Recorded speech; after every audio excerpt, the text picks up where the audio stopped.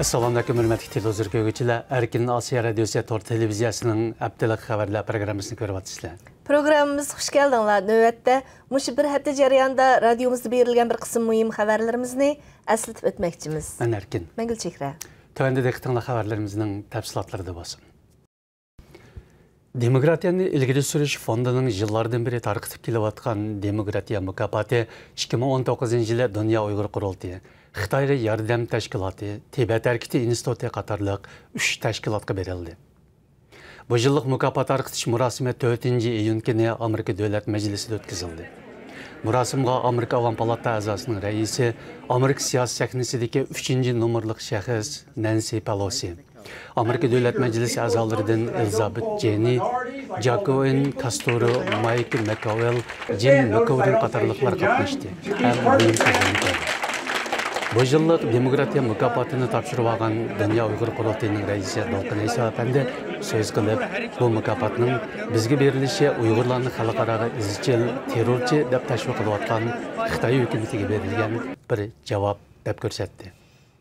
4 iyun Amerika Dövlət Məclisində TM'nin 30. yılı Xitoydagi bastırışның tədrici taraqqiyotini qayta bahalash nomli bir guvohlik berish yig'ini ochildi. Yig'inga qatnashgan Amerikadagi nopozluq arboblardan yig'in riyosatchisi James McCarran, Kengash palatasi a'zosi Marco Rubio va Thomas Souzi, Avam palata a'zosi Christopher Smith qatorliqlar Xitoyning navbatda Uyg'urlarga yurgizayotgan ig'ir zulm siyosatini orqa-orqadan o'ttirib qo'ydi. Mazkur yig'inga yana Amerika Avam palatasining raisi Nancy Pelosi xonimi guvohlik berguchi sifatida qatnashdi. Bu bayonotlarda Xitoyning Uyg'urlarga qaratgan bostirish siyosatlarini tilga ilib, ularning navbatda Uyg'urlarga yurgizayotganini madaniyatlik insonlar qiladigan ish emas dedi. Növbətdə Uyğurlarning dini erkinligi ağır ziyankeşlik uçurayotgan mezgildə muhaciratdagi Uyğur cemaati bu yıllık roziyetni ağır qayg'u ichida kutib oldi. 4 iyun Amerika Uyghur Birleşmesi tarafidan təşkillengen roziyet namazıga Washington şəhəri, Virginia ve Maryland ştatlarındaki bir qism Uyghurlar qatnaşdı. Cemaat Eid xutbasidan keyin birlikdə vatandagi lagerlarga qamalgan kishilarga erkinlik ve hürlik tilab duaga qo'l ko'tardi. Amerikadan başqa yana Türkiye, Qozog'iston, Qirg'iziston, Germaniya, Shvetsiya, Gollandiya, Avstraliya, Kanada qatarlıq dövlətlərdəki Uyğur cemaatlarımı bir yerге yığılıb, birlikdə Eid namazı oqıgan, həm özara eydlişib Uyğurlarning milli örf-adətlərini to'liq namoyon qilgan.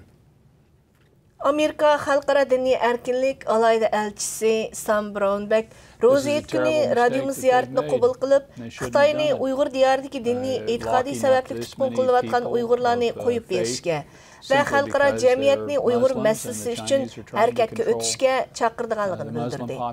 Sam Brownback so'zda navbatda saqchi davlatida yashayotgan Uyg'ur xalqining cho'qim umidvor bo'lishini, Amerika hukumatining doim ularning yanida turdiganligini ta'kidlab o'tdi. U yana Uyg'urlarning vaziyatiga inkossiz turayotgan musulmon allarini Uyg'urlarning diniy erkinligi uchun ko'krak yerib o'tirg'i chiqishga chaqirdi. Dünya Uyghur Qurultayının sahibxonligidagi Xitoydagi yovuzliklarga qarshi turayli. Uyg'urlar uchrayotgan böhronga dunyoning inkosi temisidagi ilmiy va muhokama yig'inining ochilish murosimi 6 iyun kuni Amerika Davlat Majlisida o'tkazildi. Mazkur yig'inga Amerika Davlat Mudofaa Ministrligining endi Tinch okean bexatarlik ishlariga mas'ul yordamchi ministri Randy Shriver, Amerikadagi xalqaro diniy erkinlik bosh elchisi Sam Brownback, Amerika Avam Palatasının a'zosi Christopher Smith ve Demokratiyani ilgiri sürüş fondunun reisi Karl Grishman qatarlıqlar alayda təklif bilan qatnaşqan hem Uyg'urlarning navbatdagi vaziyati haqida muhim so'z qilgan. Bu hafta Dünya Uyghur Qurultayı Amerika poytaxti Washingtonda Uyg'ur haftaligi faoliyat o'tkazgan bo'lib, bu qitimliq ilmiy muhokama yig'ini buning muhim mazmunlarining biri ekan. Hurmatli televizor ko'ruvchilar, yuqorida Erkin Asiya Radiosu Tor televiziyasining Abdullah xabarlar programmasini ko'rdinglar. Kelar hafta ko'rishaylik. Xayr xo'sh. Xayr xo'sh.